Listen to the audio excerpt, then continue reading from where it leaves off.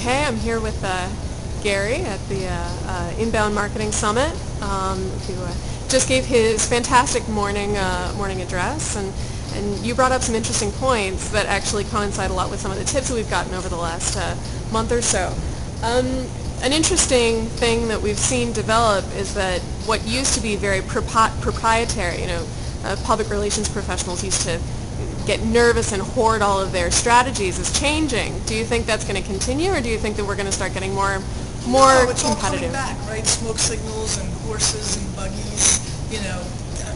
Only 13 channels on your, TV, and we're going to all huddle around a radio and listen to the big game. Of course, it's not coming back. Of course, it's going to continue to change.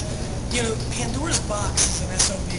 You open it, it's coming, and the internet as a platform has been opened, and the PR world and the agency world and the real estate world, TV, all these platforms and all these businesses, retail, there's no putting it back.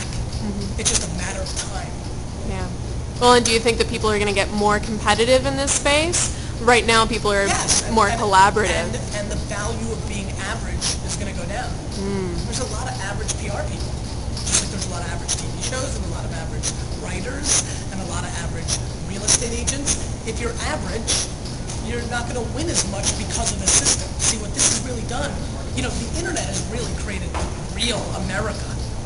The internet is like America 3.0. It's like, you want to really talk about anybody having a shot? Anybody has a shot. Mm-hmm. Well, and what do you think people should be doing to stay innovative in this space? Do you think it's more important to know certain tools really well, or to know what's coming around the horizon? I think it's always a combo of both. I think it's important to really know who you are and to really know what your strengths are and focus on them. Yeah. So, to your question, I'd probably lean towards more of that camp of, do something really well because it comes from the same genesis as really know yourself. The more you know yourself, the more likely you'll be successful in business, always, but now where you can show your true transparency and authenticity and where that's respected and glorified instead of, looked down on within a corporate bubble, it's very powerful. Oh, fantastic. Well, and one of the tips that we actually got was that people who are engaging in social media shouldn't mention their product name, that they should base it almost entirely on consumers. But if you can't mention the product, what's the point of getting in social media, right? I'm not a hippie, so, it's a balance. Mm-hmm. Nothing one way or the other is healthy. Mm-hmm. Everything good is in the middle. Yeah. Well, and what tools do you think are going to be coming up next? I think mobile is going to start taking off and getting really ridiculous. Yeah. And there's probably 13 really smart kids all over the country right now that are producing the products that I'm going to be obsessed with going forward. So I'm not Nostradamus. I'm not the guy who will invent baseball, but I'll be Babe Ruth. I know how to use it.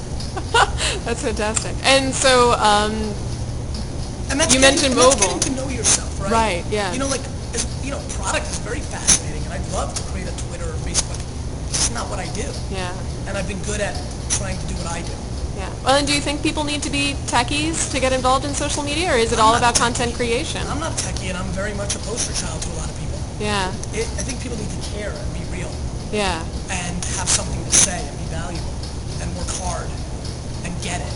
And have ambition and hunger. And I think there's a lot of things you need, but techie isn't one of them. Okay. Well, fantastic. Thank you so much. I appreciate it.